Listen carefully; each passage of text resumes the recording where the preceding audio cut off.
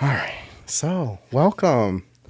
Hello. Well, thanks for having me. Yeah. Hi, everybody. So, it's me. It's Jeremiah. I go by Ojos Todos. I'm a DJ locally.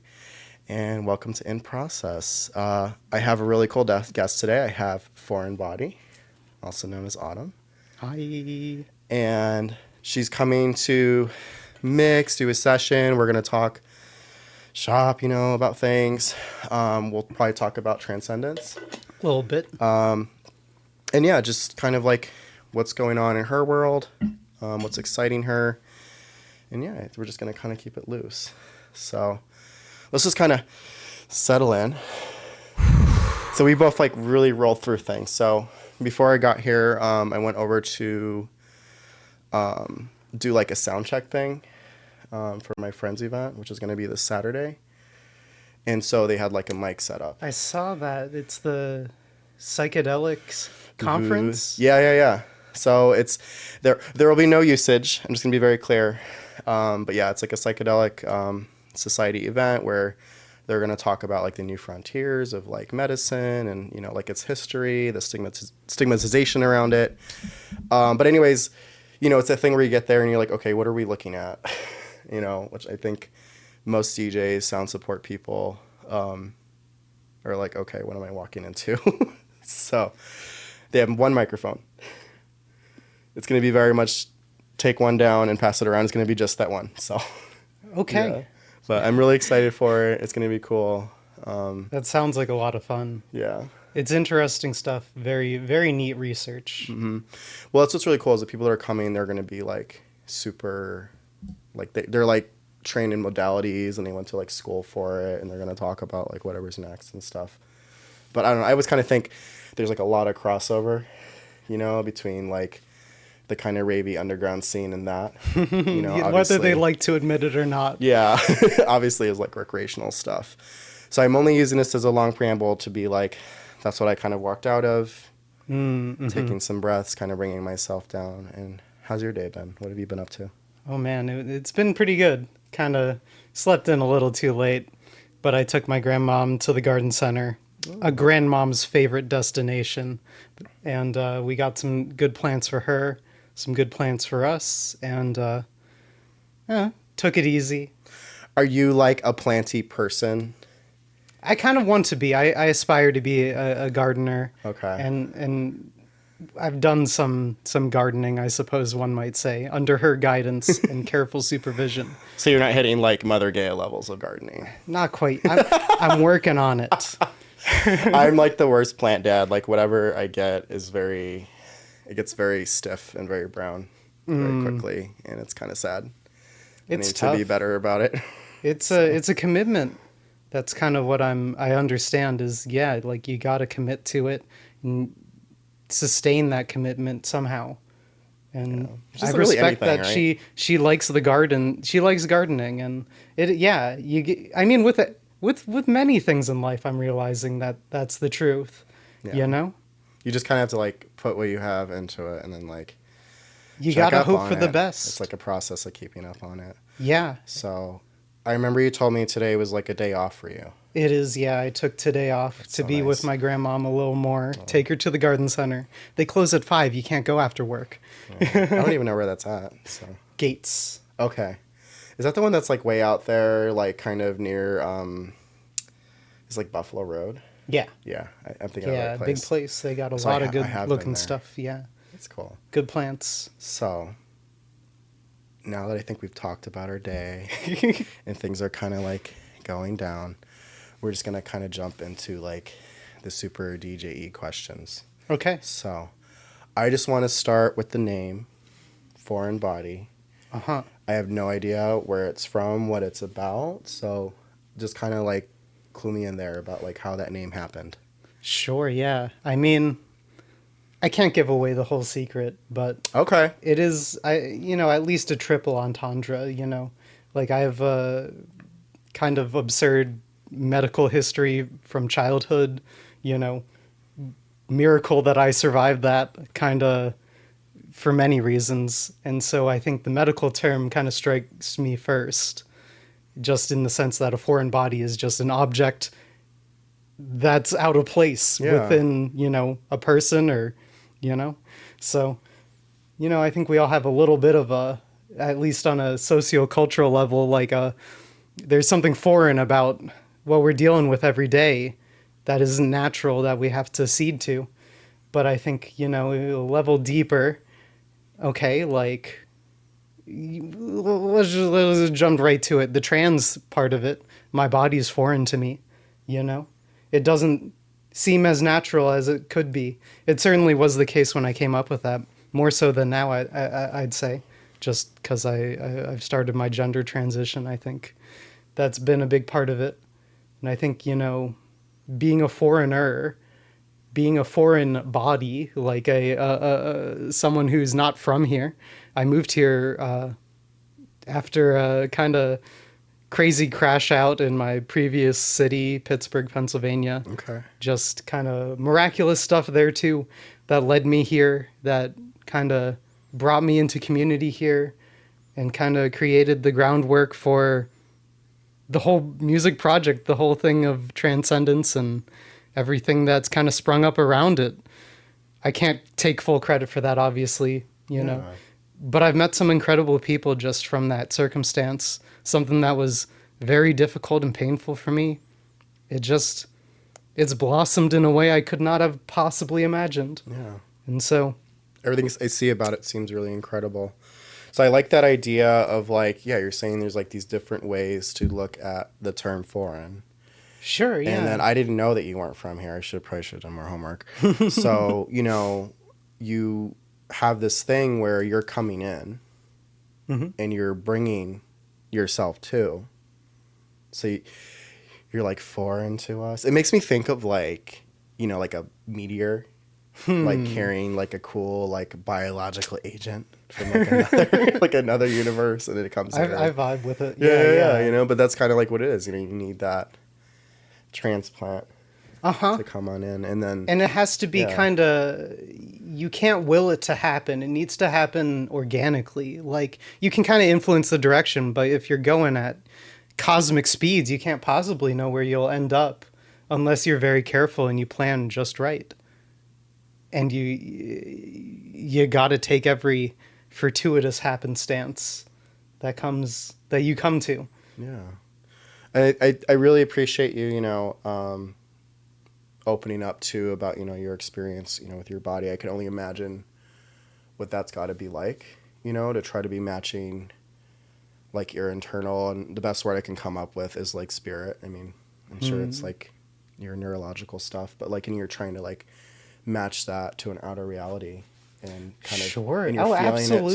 it too. And like my body's Yeah. been changing since I started hormones and like aligning that person who I thought I was beforehand with how the person I see in the mirror is like a practice I have to do every day to like align myself and understand like who I am to other people as well as myself. So Yeah. it's a very powerful kind of thing, I think.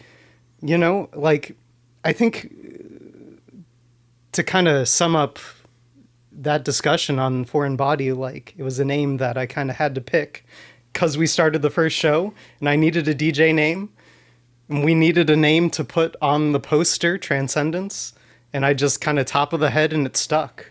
And only over time did it kind of reveal the deeper meanings to me, as with many things in life. Yeah.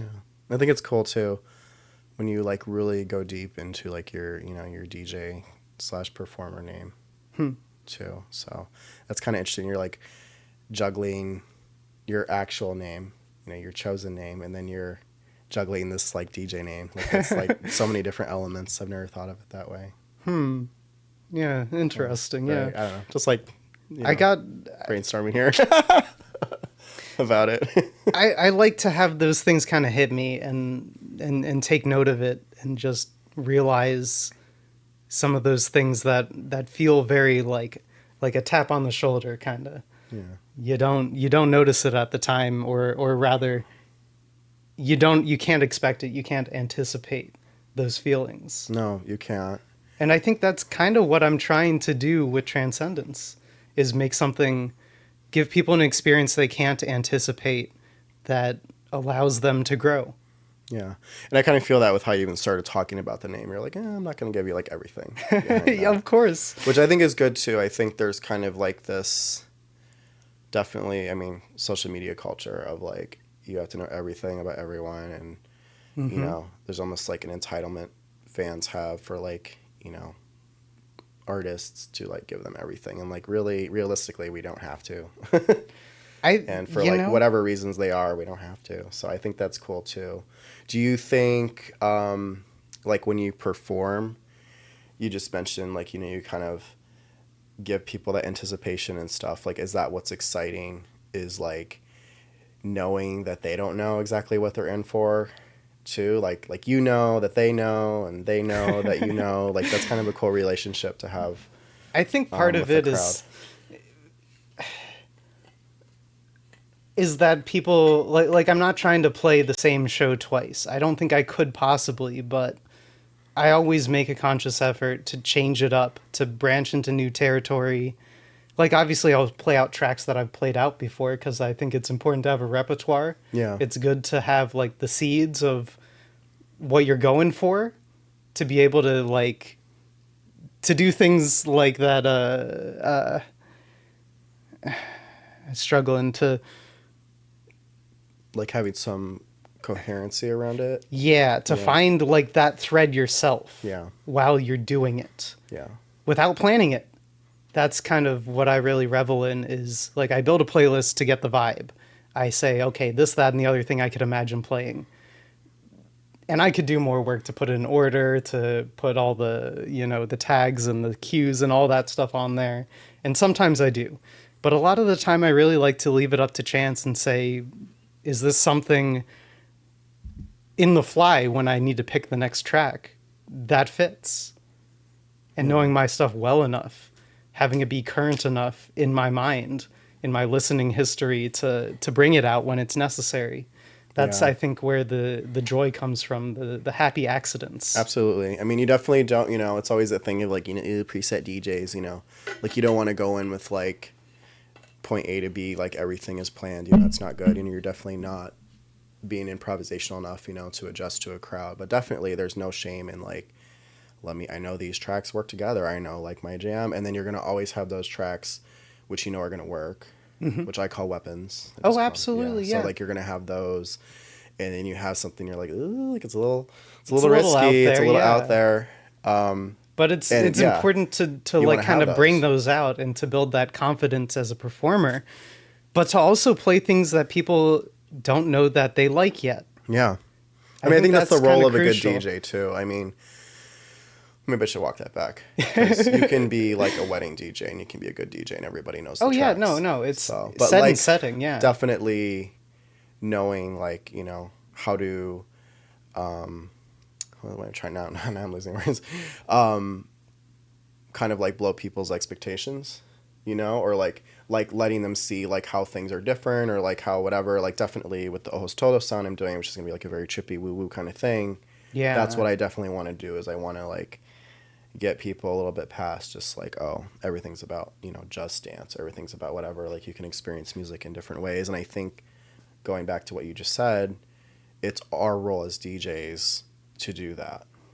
You know, it's the role of a good DJ to like challenge yourself and like, you know, what you're doing and then like challenge the dance floor a bit. Like I've had like 100% believe in that. I've had like preconceived notions on like genres of music that like, you know, I grew up with or were in my periphery growing up that I've kind of encountered through other people's like of them. Like the one that I reach for most of all that I think I've made like a significant headway on changing my approach to is dubstep. Because we all think of that, I think typically as like as bro step, the American variant that Skrillex kind of introduced. Yeah. Very aggressive, very in your face, kind of almost, what's the term? Heteronormative. There's that part to it. Don't get me wrong. Tired. I can throw words at dubstep. There is really good dubstep. One could say even, like cliche, but like following that back to the roots, this like South London, the early 2000s kind of where it emerged and the scene around that and how it came from UK garage, I should say, two step and drum and bass, and how all of those kind of morph and flow back into each other over time. Like, I think it's kind of incredible to bring something out that is a prime example of dubstep, but it's just completely the opposite of what Skrillex brings, for instance. And like, I'm gonna play a Skrillex track probably, and is probably gonna, like, just because he's branched out since the early days, like. Yeah, I mean, a lot of those artists, I mean, they had to like have mainstream appeal, like they knew what they were doing, but then they have like some fringy stuff, or now if they have their creative freedom to do what they want to do, they're able to kind of do that. But I get what you're saying. And dubstep does go deep, and then I'll hear like dubstep elements in a lot of music that I like. And I don't know, is there a name? I don't know, like, it's like a production issue. Is there a name for that woof woof woof sound? Like, is there wobble bass? There's that. There's, I don't know what it's called. I mean, okay, so we were talking about how troublesome Rekordbox could be when I was just loading in, and like, one of the things that I've done that I think is silly that I like never use on the decks is use the my tag feature on tracks, because you can't search for the tags. You can't. It has a filter and all that, but like, it's annoying. You really can only use it on the device. Like, yeah, and just for the audience, if you're like not sure what that is, it just means that you go into this program called Rekordbox, where you like organize your collection of songs and tracks, and you just put like a tag, like maybe this is a dark track, or maybe I mean, you can put in genre too, but like you can be like, this is peak time. This is like a track you pull. It's a good way of like trying to sort through, and it's great for sorting on the computer in Rekordbox, but you can't do it right. It's not as versatile as you can't do it right on equipment, as far as I know. It's more challenging to use actually in the intended use case, I found. But what I've done with that is kind of like categorize different types of wub. I know it's very silly, but I got like bwomp, I got bwemp, I got wob, which is kind of shorthand for just wobble anything. And then I branch out from there a little bit, go with the boom, bwom, brome. That's a good one. That's important. No, this is the real thing. And like, myself, even like, you looking at like bass lines, you do not want bass lines to crash at all. It's like, you do not want them to clash with each other. So that makes sense that you would do that, to make sure that's like not happening. I don't know if I can ever use it that way, but I hope so. I hope so. Maybe I just, I love the, that how those like kind of wubs like just hit my brain. Yeah. It makes my brain squirt the good chemicals, what I like to say. I think that's like, that's like most dance music or whatever. Maybe all, I don't know. For sure. All right. So we're talking about dubstep. We're talking about wubs and all of that. Oh, and I'll get to those in the set. Don't you worry. But I'm going to start off slow. Love that. How about we just kind of get into like, how did you get into dubstep and kind of the other related genres that I'm expecting some bass today. Sure. I don't know if you're going to push into like industrial. I'm not really sure exactly, but like, what was kind of like your entry point into electronic music? And then how did you like start to actually experience it as a person, out and about? So like, maybe like, what parties did you go to originally? Or was there like things that you saw maybe on like YouTube? Like, our entry point for electronic music can look very different for different people, even before they get to an actual dance floor. So just a real quick example. I'm a big fan of the Matrix series, and like what the Wachowski sisters did there. And basically there was these amazing scenes where, you see all the main characters going to these clubs, and the clubs are like seedy and they're dark and they're dungeony and kinky, and they're fucking cool. And then there's like this really cool scene where everybody's in Zion and they're all like jumping up and down. It's like multicultural. It has like a very early depiction of like just all genders like sort of rubbing against each other. And there's this really cool, it's like I think it's Flume or Fluke or some dude made the track, and it's really deep housey, and like there's like drums and percussive. And then there was a companion cartoon thing made for the Matrix called the Animatrix. I don't know Oh if you remember yeah, that. I gotta get back to that. That Yeah. one's dope as The fuck. Animatrix is the shit. So it basically was like these stories that were like sequels or prequels or stories that were canon related to the Matrix, but it was incredibly, what's the word? Just intertwined with electronic music. And I know, like, you know, I like Movement. Like, I'm pretty sure it's Lana or Lana. I don't know if I'm saying her name right. Like, was just walking around. So you can just tell that those two, you know, they just wanted to totally infuse the Matrix with pure electronic music. And that to me was one of my earliest entry points because I watched that when I was young. It's funny Like, when you they bring came that out, up yeah. just because like I did too. I saw The Matrix. I think one could say it was a little young. Yeah. It yeah. certainly influenced like my sense of aesthetics and sexuality and philosophy and politics. Like yeah, it really is it was very so influential. cool. It was just like so trippy. We got some comments. Brian Butler says, "Love Animatrix." Love you, Brian. Fuck yeah. And then referring to your web system, our friend Charlie says, "Whatever system works for you is good." But yeah, no, that was definitely my entry point. And you know, I don't know if I was like closeted at the time. I probably was. I don't know. Me and my parents we went through all sorts of shit around that time, but I could feel the queerness oozing. And then years later, you know, as you know, or maybe a lot of people don't know, the Wachowskis came out Yeah, and all the started their vinyl transitions Oh my and God. stuff, and just straight up said the Matrix is a trans story. Get over it. It's all the internet bros, the Reddit bros that weren't happy about that. But yeah, I think that's just my story. So that's kind of Oh, like for sure. Yeah. I think Your turn. that's certainly like The Matrix certainly influenced me in that Yeah. way, like in seeing club culture just like, and even just like the as you were describing it, that kind of flavor of it, like European, even like gritty, gothy. I couldn't admit it at the time, but I was eating it up. Yeah. And so, but my intro to electronic music is it's a little embedded in there.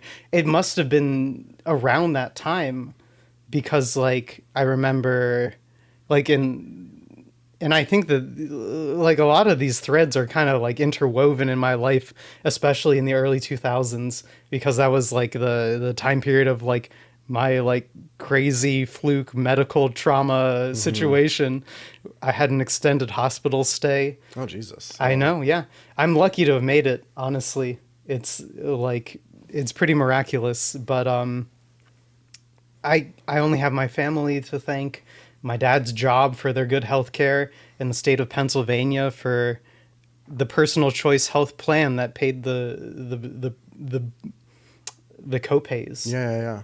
It is kind of wild, but still, like I just remember at that time period, yeah, I was 10 years old, was watching tons of Flash animation online. Some of Yes. the like the wholesome stuff like Homestar Runner, some of the less wholesome stuff like Salad Fingers. Oh, I love salad fingers. But the guy who made Salad Fingers, David Firth, he put out a little stop motion animated video of him and his mates beating up old electronics at like a garbage dump, and it was set to Aphex Twins 4. oh yeah. And I realized that was kind of the entry point. Like I had heard electronic music and all that, but I think that one stuck out for me, and because like it influenced me enough to just say, hey, I want that CD with the weird smiling face guy on it. Yeah. Don't worry, it's fine. He's cool. Don't worry about it. I think a lot of people. It won't awaken anything Aphex in Twin me. was like one of their first entry points. Uh-huh. You know, which just goes to show like how crazy huge that legacy is. Oh yeah, He's like and still doing shit. He's doing whatever he wants. And I think like Yeah. just the way he programs drums, especially on the RDJ album, is just so spasmatic. It was doing things for me as like a neurodiverse child that like I only really discovered in retrospect. But at the same time there, like I also bought Daft Punk's Homework, an OG classic. And I think that kind of influenced me more on the minimal side of saying it doesn't need to be so complex and so like in your face all the time. It can be more subtle. It can be more driving and building and rolling. You can get there, build it up slowly, Yeah. and kind of give homage to your teachers, the people who influence you, and be silly about it. I think that's both Aphex and Daft Punk, I think, have a playfulness in their music that I think really inspired me. So I think that makes sense. That's the early days. Fast forward all the way to today. I think you asked about how I got into dubstep. And Yeah, like how'd you get into the genre, and then like maybe how did you start actually going to like ravey things, or what we would call, I don't know, dance events? And I guess to preface, Yeah. like I should say, I'm only really getting into dubstep as in wanting to play it out now. Okay. Like as in this is like the only second or third time I've even ventured into that genre territory on the decks. And so my entry point, I think, even like let's rewind just a little bit. Start of Transcendence. Sophie, absolutely legendary influence on me during the pandemic. I think I discovered her music a week before she passed. Utterly devastating. God, that's a lot. Yeah, Holy shit. but it inspired Yeah, me. It was yeah. painful, but it inspired me. I mean, to seek gender transition, but her music also, and that kind of hyper pop movement that she kind of started, and if not started, at least like kind of gave rise to, gave voice to, Yeah. made it unique enough to break through. I think that's one thing that really inspired me, and kind of so for the first Transcendence, I certainly played a bunch of Sophie tracks. Heck, I think I mixed Sophie with an Aphex Twin track That's dope. in one of the Yeah, earlier yeah. your shows. Yeah, maybe I'll bring that out eventually again No, someday. you should. Not tonight. It's good to have, yeah, it's good to have those like combos that, you know, like on standby too, like if they hit. So that's really cool. That's really powerful. And yeah, yeah, definitely. yeah. I think, and if I'm overstepping, you let me know. I feel like there's something about, I think of like Arca, I think of Sophie, I'm blanking on another artist who's really amazing. Like that sort of noise, like Yeah, getting messy with it it. seems to be, and obviously not exclusive to, but it seems to be very popular with people who are gender diverse or like trans. I don't know if that's like a generalization. It could be, but it seems to be a thing. And I've always like found that very interesting. We And have our then- memes about it. Don't worry. yeah, and then there's like you toss in the part about the neurodivergence thing, and like maybe it's a very like you're scratching something, you know, it's like kind of scratching an itch in your brain or like giving you the stimulation, you know, that you I need. think it's a playfulness. It's Yeah. like, you know, we're making mud pies today. Because you it's know? not, it's a very spastic, like out of the box sound when you hear it. It's And definitely when you've been something you trained don't on- find everywhere. Yeah, when you've been trained on very like, oh, like things are structured and whatever. And I love like that kind of very bougie, like, you know, avant-garde kind of music. And that is avant-garde too, by Sure. the way. But just, you like have to really open yourself up to it. I remember when I first heard music like that and I started hearing things that were like electronic, but like not nearly as structured and just like super noisy and super out there. It took me a bit to be like, I can get into this. And now I can get into it. Oh, sure. Yeah, But yeah. it took me a while. So I don't know. I just thought that was like interesting. I know what you mean by Yeah. that, because like a lot of the time, and I think this applies to say like dubstep as a whole, like I just wasn't ready for it. I remember when Skrillex was breaking out and I was in like high school or so, like the people who liked it, I was like, I don't associate with that crowd or whatever. Yeah. Like, you know, those kids. I'm not about that. I'm gonna be prim and proper and listen to Daft Punk. Stupid bullshit. But Yeah, like, yeah. I just wasn't ready for it. My mind wasn't open for it, and it took me enough time to really kind of settle back into that. Certainly, you know, pandemic listening, I think, was the start of my kind of more modern era kind of forays into electronic dance music, stuff that I could conceive of playing. But I was never a performer before I moved here. I only really had the idea to start DJing once I got here, and I went to my first rave, and I guess that's kind of funny to say, but What was that? but it was a little underground thing. I think Scarlett mentioned no one associates with that dude anymore. But it was Fogged the Frick Out. It was like just found the venue a month earlier, and made my first friends there. And I went there, and teenagers climbing on the rafters, thinking Yes. to myself, we can do a little better than this. Yeah. Yeah. And it was actually that night I met Scarlett. Wow. I know, just a blessing. Today's her birthday. I won't. Wait, what? I'm not gonna blow her up, but just We can't do a little happy birthday. Happy birthday, Scar. Happy birthday, Scar. We Thanks love for you. coming on the show. Thank you. Thanks for doing it last time. Yeah. Okay. We don't want to publicly embarrass people. Okay. So, but yeah. moving on from that, so I do the first few shows. I was kind of influenced, I think, primarily by Two Shell, like the UK kind of bass music, kind of like getting hyper pop, getting femme with it. yeah. Kind of having that kind of like chipmunk vocal that's modulated with the bass wobble and getting it just right. I think I got a good one of those to bring out today. I like that. But so that kind of led me into playing dance music. And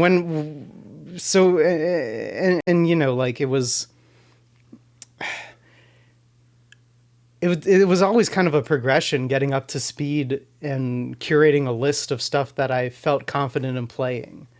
And that was kind of it was a mix of things. It was stuff that I had listened to in other DJs' mixes from ages ago that I was like, ooh, this really tickles me. I gotta find it. Yeah. I still have that energy in me. If I find a track out there, I gotta find the ID. I gotta, Absolutely. and if I can't find it, I gotta ask. I gotta email. Make sure that it's something that I don't lose track of. Some of those I've spent months searching, and I finally found them.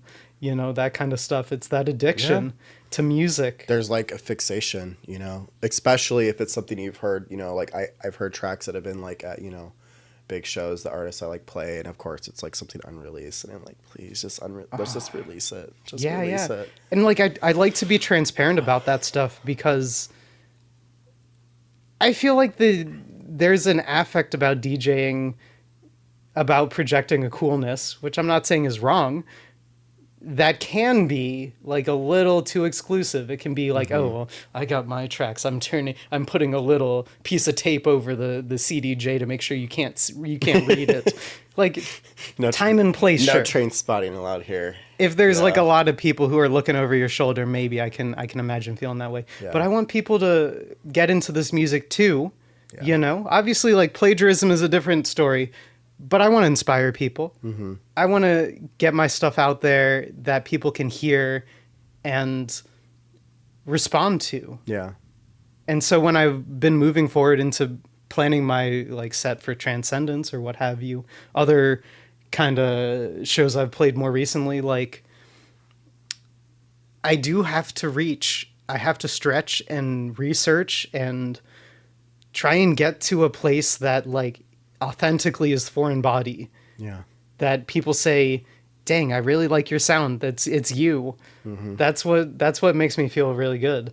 Is having people realize what I'm going for. That's the identity of a DJ. Is it just kind of becomes this thing. Mm-hmm. And I don't think people realize it's, if you're really going to get into it, you get obsessive. It's a very obsessive thing. Mm. And it's when people are like, can you play something else? And you're like, do you want house or do you want this? And they're like, it just sounds the same. But you're like, no, I know what it is.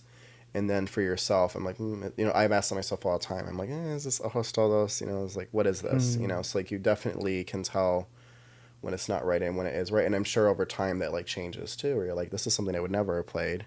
And now I'll play it, So it's kind of exactly. It's it's the tracks we choose, the sound they have. I mean, everything about a track. Its arrangements, its tempo.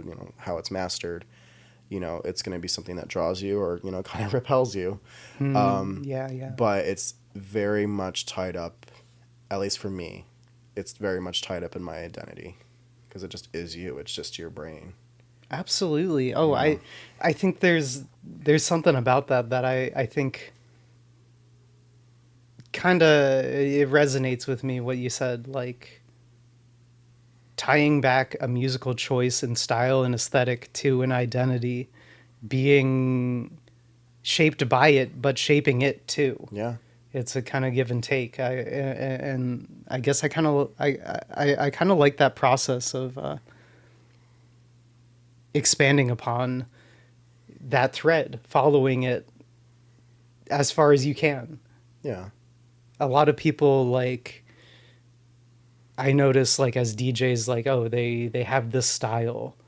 Like, I don't like being pinned down. I'll play like tons of things in one night just to like to set the mood, to get people dancing, and then to build that up, to modulate the energy, Yeah. or to build it down depending on the slot in the show. It's a craft. 100%. And it's a tough one, especially once you start, bringing in like live elements or things like that, then it gets even more, you just, it's just so much to do in like the electronic world. So I did want to get to this thing that's in front of you. Yes, So this guy. yeah, we were originally going to. Sorry, I should be more respectful in that. All equipment is spiritual, and it's special, and it's very tied into. It's a vessel for us. So not a thing. Really really cool equipment. We had originally intended to bring this in, and it was supposed to like kind of make the bass boost, or like what was it supposed to do? Like what does it do? It does at a your bit of shows? that. This is the Aphex 204 Aural Exciter and Big Bottom. And Oh, okay. I know. Yeah, it's a legend in its own right, Yeah. but it's an optical compressor on the bass frequencies and a harmonic exciter, kind of like soft saturator on the higher frequencies. And so it kind of can give clarity and make bass sound larger on smaller systems. Oh, I like that. And so it was just rushing today, couldn't patch her in, but Yeah. I do like gear. I'm a gearhead. I can't help it. That's really cool. I am too. Let me see this thing. I don't give away too much. So this is really dope. Yeah, I mean, I've been playing with that in my studio just to get a sense of the wubs. It has a drive, a tune, your harmonics. Yeah. I mean, it just reminds me of like, you'll generally see, when it comes to people that produce, they'll basically, they will make things outside of a computer. So they use something like this to kind of give their sound a certain sound. It can make things sound boomier. It can make it sound more organic, like if they're using tubes. And then they can also have like plugins that are meant to emulate this too. So plugin is like a program inside your computer. So you'd call that like working in the box. Yeah, So this yeah. reminds me of like a boosty, crunchy like plugin, but it's just a physical. It's a physical version of it, and I Yeah. kind of like the physical gear better than the in-the-box stuff. Yeah. Just because it's tangible, it's It real to is, me. I can mess with the knobs as I please instead of having to drag a mouse. You And know? I think that's kind of like, you have that whole argument against digital versus like vinyl too. Like I'm in favor of all mediums. So Oh, we're not absolutely. going to Yeah. shut on any medium, but I will say there is something really lovely about being able to touch something. So yes, you're touching those knobs. When you have vinyl, you're able to kind of touch it. You're like, once again, it's a thing. The tactility Yeah, to it's it. a vessel. There's something that's like the physical mechanisms involved have an essence to it that's imparted that can't be separated from it. Yep, 100%. When I do my photography, people may have noticed I actually tend to do a lot of photos of the like AV area, or I'll do photos of speakers, or I'll do photos of wires, or I'll do photos of things like this, like racks and shit. And the reason I do that is because whenever I approach an event to photograph, and I pretty much one of my rules is it has to have DJs involved to photograph it, is that you have to really view the event as a whole. So it's not just the DJ, it's not just the venue, it's not just how flashy and pretty things are, it's not just the audience, it's the whole thing. And so you have like your equipment, you have your audiovisual people who are making sure it runs right, and then you have all of this gear, and it has to all work There's no fucking up when Trust it me, I comes know. to sound reinforcement. Like if Yeah, it's yeah. fucked up, it's fucked up. It can destroy your speakers. It can not work. Things won't sound right. If it's not set up acoustically correct, there's this whole process beyond just the DJ or performer that's going on when it comes to what I call sound reinforcement. Yeah. But also you have this kind of thing too, where it's like the creative end of it. Oh, So I and this kind of- is for technical purposes too. Like the creators of this box here got famous on it because like, and this is like, you know, they used a much earlier incarnation. It kind of saved the recording for Fleetwood Mac's what's that album? Rumors. Yeah, I'm like, which one? I don't know. Their tape machine was shredding the tape, and so they needed to run it through one of these to kind of enliven everything. Yeah. So it has technical purposes too. Like this isn't quite an equalizer. It doesn't No, it's not. do the same thing, but it can work in a similar way. It's like a flavor adder. It is, Yeah, yeah. it's- It gives it's it how I a think little of it. spice. It, No. it brings out the richness a little And these more. things should be precious. I'm just gonna say that. I'm gonna go on a little mini rant. It's probably why I should avoid Instagram more. I feel like I can't. I saw a video of I think it was like Major Lazer, you know, and he was like standing up at Coachella on the stage and was like smashing his decks, and it really bothered me. And I was like sitting with it, and I was like, why is this bothering me? And it wasn't like, you know, Coachella's big, you know, Coachella's like in your face, has a lot of Israeli kind of things going on too. I'm just gonna toss that in there, but you know, like Israeli Zionist. Let me make sure I say that. I was just disturbed by it, and I just had to sit with it for a bit. I was like, why is this bothering you so much? Like, you know, I don't feel like Right? better than Major Lazer. I'm sure Major Lazer is like really dope in some ways. but but it's when I thousands thought of about it, dollars a year. It wasn't even the monetary thing, because I asked myself that too. I was Sure. like, you know, maybe somebody could, or comments, people like, somebody would kill for that setup. And I was thinking that too, and I was like, that's not it either, you know? Yeah, yeah. I've like definitely, you know, it hurts if something expensive breaks, and I've had speakers and shit fall over and break. I'm talking like $1,500 speakers.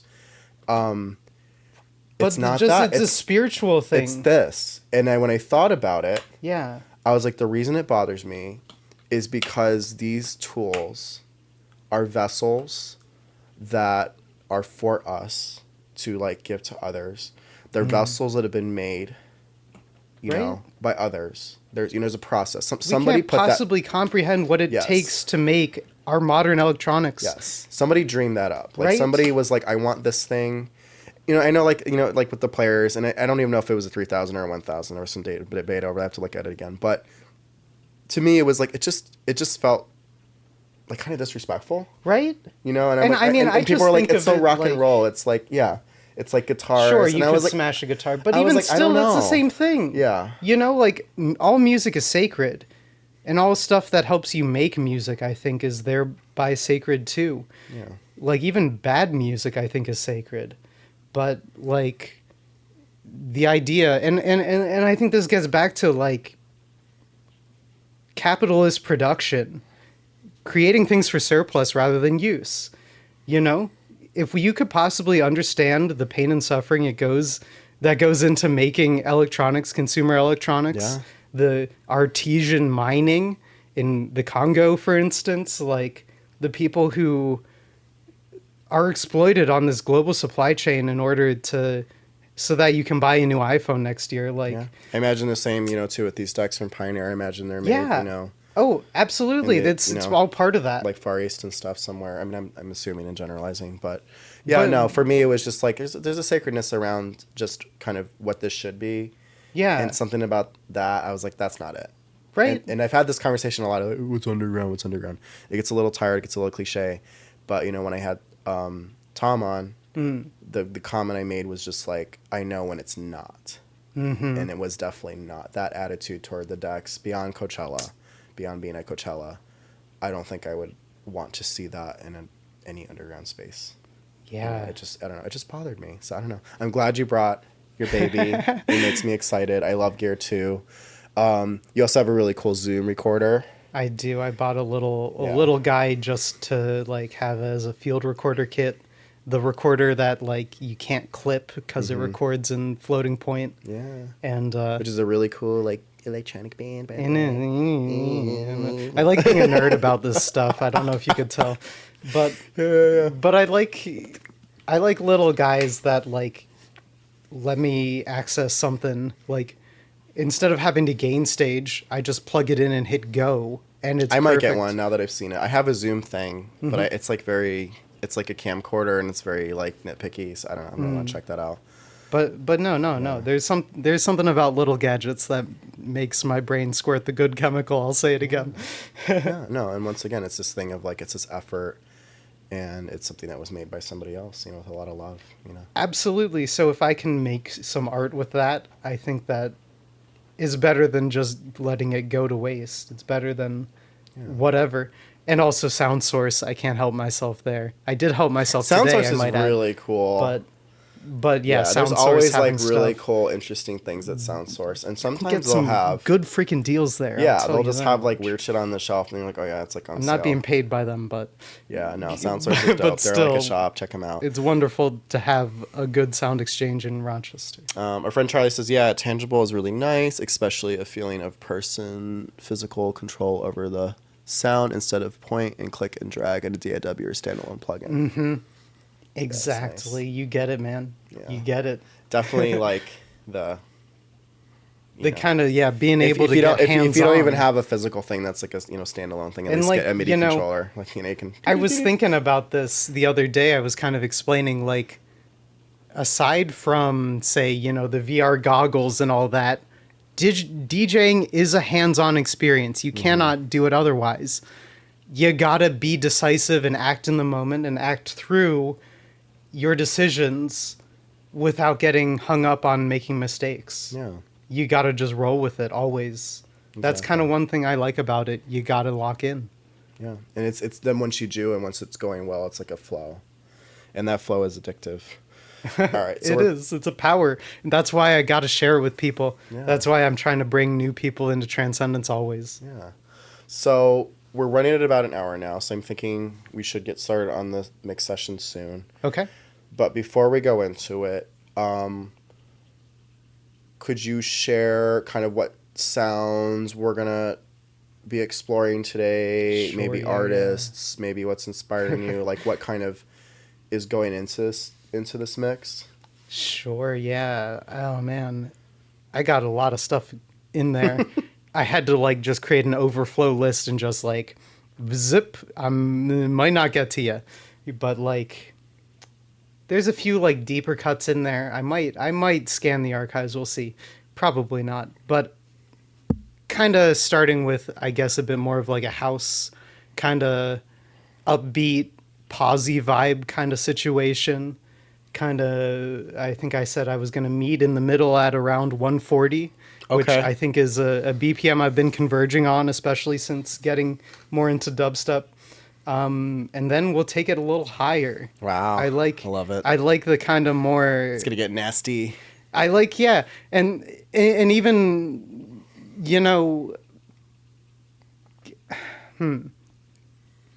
I don't want to say that like my music can have like a more like minor key or negative vibe to it, but just that it has a more like what's the term, like consonant, not dissonant, Okay. but like there's more of a like not directly like major key or anything like that, Yeah. but kind of more Phrygian, maybe even one might say. I like the kind of scales that more traditional dubstep uses, and That's we'll, awesome. we'll 'Cause see. I where don't really, take I don't it. really I think, don't know. I'll like mixing key and stuff, but like I don't think about scales. I don't really have like a sort of, I don't know, classically minded brain. No, I don't either. I just go for it, That's and if really it sounds good, it is good. Yeah, I do think it is cool though. Like when you can get discordance to work, and you're like, ooh, like that sounded a little weird at first, but now I'm like really into it. And yeah, I think that kind of consonance kind of allows for that kind of mixing flexibility instead of having to be in key, instead of having to make sure I'm syncing all that stuff. I can just like kind of roll with it. Yeah, you gotta know how to slam a track in and out. So, all right, real fast. I'm gonna go ahead and talk about the trans. Let me get this right, because I'm Sure, always sure. all these things are like The Trans Women of Color Collective. yeah, but I always mess that up. Like the last time it was Rochester Rapid Response Network. Mm-hmm. And I don't know, something about like all these little letters, and I like say it wrong, and I feel bad, like I'm misrepresenting them. So we are doing a fundraising thing for this. We got their blessing to do this, and so definitely going into in process, I wanted to always make sure that the lineups, for the guests that I had, were like diverse and were like relevant. And always, there'd be like, if I ever feel like things are swinging like in one direction, like I've had like too many like cis male, people, then I want to swing in the other direction, or like, I definitely want to make sure, there's, ethnic like diversity, like I just like think about these things, and it's not like I'm trying to force things like the 90s, like, we're around a picture together, we all belong. That's not what I'm trying to do. It's more like seeing what is going on in the world where there's a very concerted effort to make sure that people are erased and devalued if they don't fit the mold of cis white heteronormative blah blah blah. Yeah. Could go on.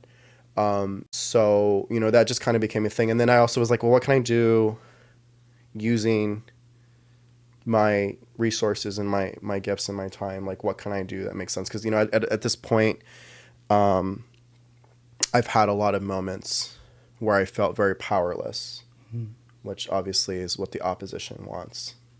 But it happens. You feel powerless. You're doom scrolling, you're doom reading, doom listening, and you're like, I just don't know what to do. Yeah. And so that internal conversation I had was like, well, what can I do? So I just thought, let me just start doing like a fundraising element. I don't know if I'm going to do this every show. I don't know if it'll be at certain times.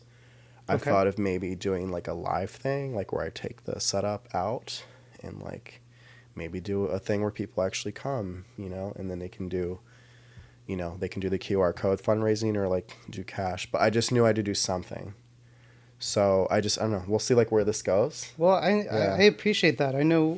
I think Scarlett was the one who found both organizations Yes. that we wanted to do. I wish I could say I did a little more research here, but what I want to say is like Black trans women are, I think it's fair to say, one of the most oppressed groups in our country. Absolutely. And I don't mean that lightly. I mean to say that like if you don't look to Black trans women of color as leaders, I think you gotta fix your heart. I think you gotta search inside for what's stopping that, because they have the most creative ideas, they have the strongest sense of justice, and they have just the most spirituality in terms of recognizing who we are inside, who we can become with intention and care. And so I'm very blessed and privileged to know some. And Yeah. And I honestly, think it's important yeah. to support them. Yeah. And I went on that whole rant, about how like, if you look at the roots of electronic music, it's Black. It is. It's trans. It is. It was at times where resources were inaccessible and forcibly inaccessible. And raving is unabashedly queer. Mm-hmm. You cannot separate that out. Anyone who calls himself a rave that doesn't have queer people at the helm, Probably not a rave. Yeah. Hmm. No, I agree. So let me get through this little part. I do have it pulled up. I don't know if it's like easy to read. You can see it right there. It's kind of cool. I like doing these like overlays. It's like fun. So in process, proud to fundraise for the Trans Women of Color Collective, TWOCC, so I didn't want to mess it up. TWOCC is a grassroots global initiative led by trans and gender nonconforming people of color. They work to uplift the lived narratives, experiences, and leadership of trans and gender nonconforming people of color, their families, and comrades while building towards collective liberation for all oppressed people through healing and restorative justice. Their work is grounded in organizing culture and care. They focus on building spaces where trans people not only survive, but lead, heal, create, and thrive. And I really like that last part because I'm tired. Like, you know, like come on, like surviving, being safe is like the bare fucking minimum. Like, let's be for real. So I love this. Word. Basically, let me try to get rid of this thing. A little bit of a delay there. I'm going to have this QR code in the corner. You can scan it with your phone if you're using a phone to watch us. You can just go ahead and go to the link. It is, let me see. I have it on here. Yeah, I need to look at my own notes. It is twocc.org is the site. And then if you want the specific place to donate, it is twocc.org/donate. And you can tell these are going directly straight to TWOCC. I'm going to leave it up. I probably will just keep the story up like a couple days and kind of see where it goes. Because I really am like, you know, just looking for like something that goes that's like good. And I just think that like this project is kind of becoming more than like, I think this project's going to be more than just like a talk stream thing. I think it's going to be like a community thing. Because everybody that's coming in here is coming in with like a big community story. And I think too, I'll get on my soapbox a little more. I think there's this feeling of when you see these DJs on Instagram, and I'm going to call them like hype DJs, they feel kind of like, in my opinion, very extricated from their communities. You know, and I think like the more you get into it, you realize like, no, like the people that are doing it right, it's because they're in tune with their community. And they're like aware of like, you know, the history of things. They're aware of like their impact in their own community. And you just kind of see that separation, you know, those who like go to live in like high rises and put a TM next to their name and kind of, you know, once again, maybe they started with the community, but they kind of extricate themselves, and those who are still in it, you know, I was going to stop talking, but you know, like I was very lucky to meet, the godmother of house, Stacey Wax Hale, when I went to Montreal for our conference thing last year. She was super dope, super personable, really nice. She gave me like lots of great advice. But she's just like doing shit in Detroit. And it's very like grassrooty, like that you see like kids playing, you know, in videos, and you know, it's very like, you know, come hang out, you know, come let's eat, you know, let's eat together, you know, like let's have a barbecue. And it's like family, very family oriented, which is very Detroit in general. But Yeah. it's this thing of like, if anybody could just rest on their laurels, it would be her, but you just can't, you know, because she's a real one. So I don't know, I think of that. So yeah, keep an eye on that QR code. I'm just going to leave it up the whole time. We are going to take a little break to get set up. Okay. Thank you so much for coming. Do you have anything you want to tell everybody out there really fast? You don't have to if you don't want to. Well, you know, I got a tight crew. I'm so blessed to have them. Don't fuck with us. Okay. We got each other. You can't separate us. We know what we're doing.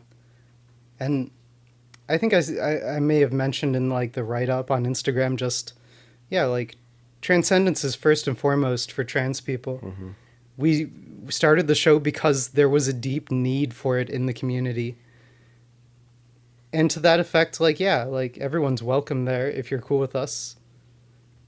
But I do want to say, like, it is our space. We're there because we're marginal. We're in a space that's dusty as hell. It's not sustainable. We got to find our own way in that too. But if you want to hear me, I think you should book me. Yes. We need to have trans artists on the lineups. But that's it. Yeah. There's so much. All right, everybody. Thank you so much for joining us for the interview. I'm going to go ahead and switch on over. And we are going to